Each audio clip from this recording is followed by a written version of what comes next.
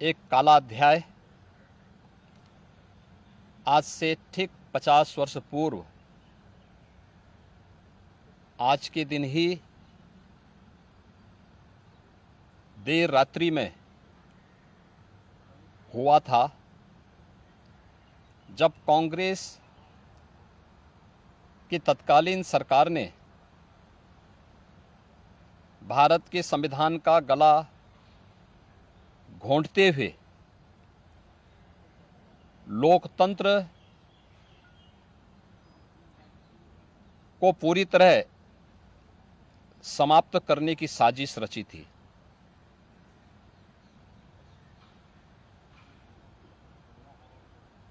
पच्चीस जून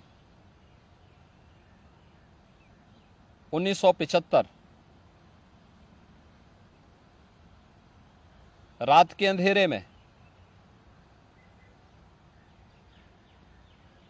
श्रीमती इंदिरा गांधी जी के नेतृत्व में कांग्रेस की सरकार ने कैसे भारत के लोकतंत्र को नष्ट करने का प्रयास किया था। उस समय के सभी विपक्षी दलों के नेताओं को, उसमें से अटल बिहारी वाजपेयी जी, से मोरारजी देसाई जी, श्री जयप्रकाश नारायण जी, श्री लाल कृष्ण आडवाणी जी और विपक्ष के सभी नेताओं को बंद करके लोकतंत्र के गले को पूरी तरह घोंटने का प्रयास किया था। आज जब 50 वर्ष के उपरांत हम इमरजेंसी की उन यादों को स्मरण करते हैं, तो स्वाभाविक रूप से कांग्रेस में चेहरे बदले होंगे, लेकिन उसका चरित्र, उसके हाव भाव आज भी वही हैं जो 1975 में एक बर्बर चेहरा उस समय में कांग्रेस पार्टी का देखने को मिला था। कैसे उन्होंने संविधान की मूल आत्मा कही जाने वाली प्रेम्बल में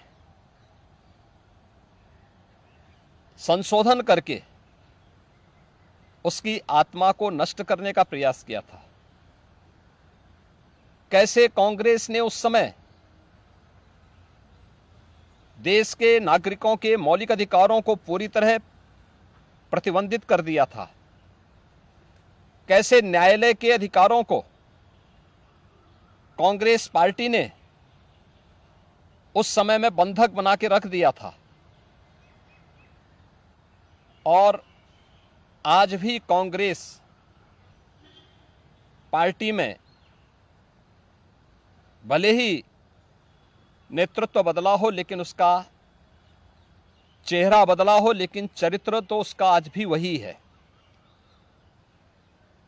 ये लोकतंत्र की दुहाई देते हैं, लेकिन भारत के बाहर जाकर के भारत के लोकतंत्र को कटघरे में खड़ा करते हैं। भारत की चुनाव प्रणाली पर प्रश्न चिन्ह खड़ा करते हैं। भारत के बाहर जाकर के भारत को और इसके लोकतंत्र को कोसते हैं। भारत के अंदर हर चुनाव की प्रक्रिया में बाधा पैदा करके ईवीएम पर अपने अकर्मण्यता का दोष थोपने का प्रयास करते हैं। एक तरफ कांग्रेस का यह तानाशाही पूर्ण रवैया, जिसने आज से नहीं या 1975 में ही नहीं, आजादी के तत्काल बाद संविधान अंगीकार करने के मात्र 2 वर्ष के अंदर ही